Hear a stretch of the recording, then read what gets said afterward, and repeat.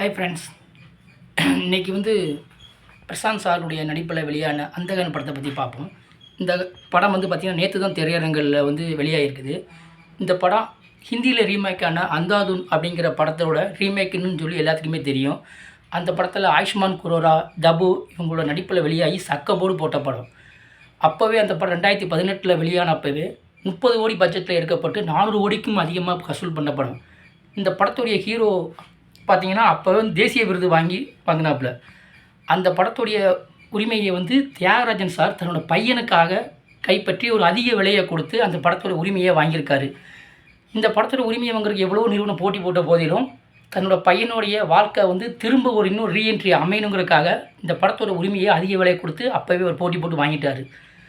இந்த படத்தில் பார்த்திங்கன்னா சிம்ரன், சமுத்திரக்கனி, பிரியா ஆனந்த் இந்த மாதிரி நிறைய பேர் நடிச்சிருக்கிறாங்க. அது மட்டும் இல்லாமல் பார்த்திங்கன்னா அந்த படம் சிம்ரனோட நடிப்பு அபாரமாக இருக்குது.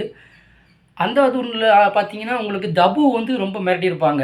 அந்த அளவுக்கு இல்லைனாலும் சிம்ரனுடைய நடிப்பு உண்மையாக நல்லா இருக்குது.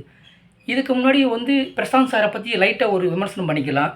இவர் பார்த்திங்கன்னா வைகாசி பிறந்தாச்சு அப்படிங்கிற படத்தில் தன்னோட தந்தை மூலமாக அறிமுகமானார்.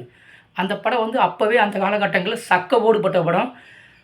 அரும்பு மீசை கூட வளராத ஒரு 17 வயசு வாலிபன் அந்த படத்தில் அவர் நடிச்சிருப்பார்.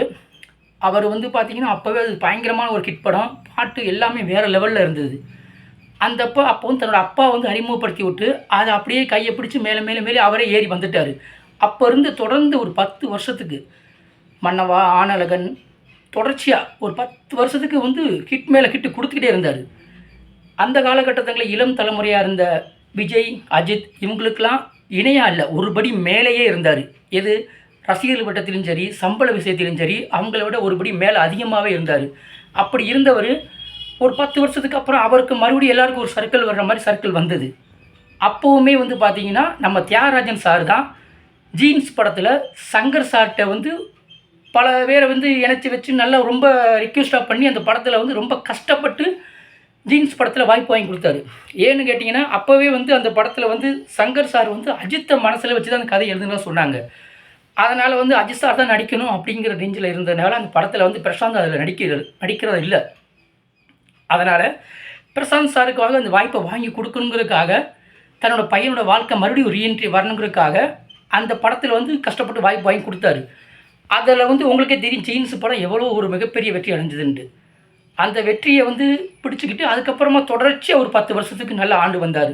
ஜீன்ஸுக்கு அப்புறமா பார்த்தீங்கன்னா உங்களுக்கே தெரியும் கண்ணெதிரே தோன்றினால், பார்த்திபன் சித்தேன் இந்த மாதிரி பல ஹிட் படங்களை கொடுத்து வந்தவர் இப்போ மறுபடியும் தொடர்ச்சியாக ஒரு 10 வருஷத்துக்கு அப்டேட்டில் இல்லாமல் போயிட்டாப்புல.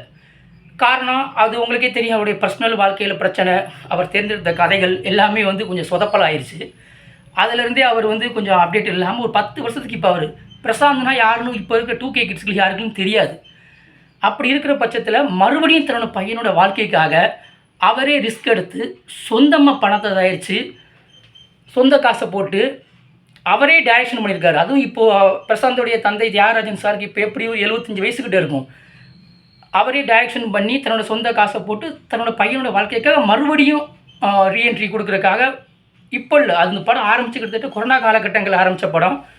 கொரோனா காலகட்டத்திலே ஆரம்பித்து அந்த படம் பார்த்திங்கன்னா அப்போ இழுபறி ஆயிருந்ததுனால இது எங்கடா இவ்வளோ லேட் ஆயிடுச்சு, இனிமேல் இந்த படம் ரிலீஸ் ஆகி எங்கே ஓட போகுது அப்படிங்கிற ரேஞ்சில் தான் இருந்துச்சு. ஏன் தெரியுமா, உங்களுக்கே தெரியும் ஒரு படம் காலதாமதமானால் அந்த படம் கண்டிப்பாக அப்டேட்டில் இருக்காது, கண்டிப்பாக அது ரீச் ஆகாது. அந்த ரேஞ்சில் தான் இந்த படம் இதாகிட்டு இருந்தது.